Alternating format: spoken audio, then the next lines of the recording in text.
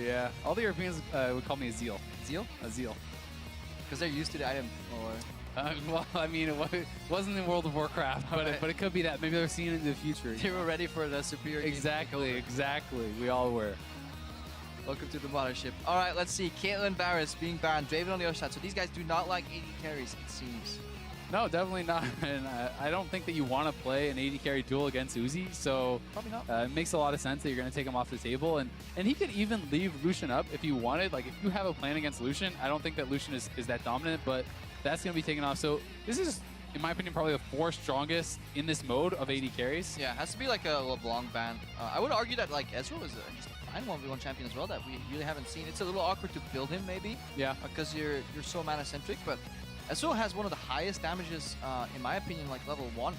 Even just straight off the bat. If you can like kind of get around the minion wave somehow, you can really deal really good trades with auto queues. Certainly, and if you do get into all-ins and you do have your passive stack, the extra attack speed that you give is something that can be underestimated a lot of the time.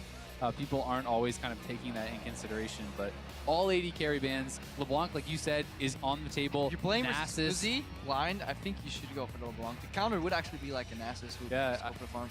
I think Nasus, you build tanky, like you build MR and stuff, a couple of Dorans, then you just build a cowl or whatever, you can farm it out. That could be quite effective against the LeBlanc, but LeBlanc actually has so much damage, and with the chains, you can kind of lock down even some of these tanks and eventually take them out. Especially against a champion with a slower kind of gap closer animation. Like Arcane Shift is very like loaded on the front side. I feel that you can always connect a chain. It's not large enough for you to get out of chain range either, so in that sense, it is a good matchup. Jayce. But Quinn. we won't see it at the end mission. So we have seen Quinn before. We did see Quinn once. I believe it was actually, who was it? Who played it? I totally did not cast all these 1v1s and should definitely not know this. I'm totally speaking out right now. It was Mad Life. I'm pretty sure Mad Life actually did play the Quinn, and we did see Bjergsen obviously play Jayce. Jayce is definitely very strong in the 1v1s. Quinn's all in, though, cannot be underestimated. And this champion, with the Harrier procs, I believe it is, are so much damage. The problem is that Quinn doesn't get usually the problem is that Quinn doesn't get value from her ulti as much. Yeah. The same thing kind of can be said from Jayce. They have really interesting trading patterns. Jayce is good in 1v1s if he can hit both the range creeps with a Q or an empowered Q and the enemy champion, and then can speed up through his own gate, walk up, triple shot in the face, switch forms and hammer time. That is kind of what he wants to do. But it is hard against a good Quinn playing around with that vault. Yeah, certainly. You can actually vault the Jayce Q, I believe, and stop that. Yep. So that is something that's a really unique interaction. And if you do try to go aggressive as Quinn and you try to use the vault to refresh the Harrier proc and get the extra damage, then the Jayce can Q onto you free, basically. And it's kind of, there's a back and forth there. Yeah, I wonder if damage... Jayce E? the Jayce E can knock her out of it for sure, but she'll still bounce back far enough. But I wonder if the damage actually still sticks on the Q. It used to be like super flashable, but I somehow feel that even if the Quinn gets the kind of the leap off to dodge the Q landing, she'll still take a significant amount of damage. Yeah, I'm not super sure about that interaction, but either way, it is pretty interesting because you spoke about the Shock Blast, right? You spoke about hitting the back range minions and everything. And Quinn, it's kind of similar that you're dealing with, right? The Quinn Q, you can push, you can hit the range minions with that as well. And you also have to, both champions want to keep minions in between them and the other champion, but not get too close to those minions to get splashed by the abilities. Yeah, and you spoke about this kind of hybrid AD style last game where yes, you are an AD carry that can go all in, but you're focusing more on sustaining, become a bit of a bruiser. Uzi's doing something similar. Very heavy on mana regen, 1.7 in total. He has a lifesteal Quint as well built in, and he is running 18-0-12. 12 points in resolve, really going for a more sustained approach here. Yeah, I think this is really smart, and it'll be interesting to see if he is even going to go like one step past that to do what Levy did and kind of start building some armor and that kind of thing. And if we contrast that to Optimus, he is definitely much more around the kind of all-in aspect. He's running 7.5% CDR. So basically what he wants to do is get a good trade and go back in again and kind of outpace the cooldowns from Uzi. But that generally means stylistically that Uzi's approach is safer for basically a 1v1 holistically. Yeah, I would think so. I think going for a CDR is pretty risky. It's something where you have to constantly get those trades. You kind of have to constantly do it, and your opponent can play around that and back off. Yeah, we see that in the Masters as well. Yes, both of these guys are running Warlords, but there are 12 points in Cunning. Yeah. That's the middle tree for people that actually don't know what they're called, which is basically the all-in aspect, you know, where you run things like the Green Flawless Gift or Merciless which basically gives you much more execute damage. Yeah, and even I believe it's Assassin Mastery, which is the extra damage. So he has the Ignite too. So everything speaks about the fact that he wants to all in. But the problem with that is it becomes pretty choreographed. When you see your opponent is running CDR, if you click on them, you see that kind of thing. You see that he is running Greenfather's Grace, all this. You just know that you have to play a bit more defensively. And then stylistically, how do you beat that? Well, you just pressure him and you get some allies, right? And those allies are the minions. And because as Uzi, you can have more liberties when you're pushing.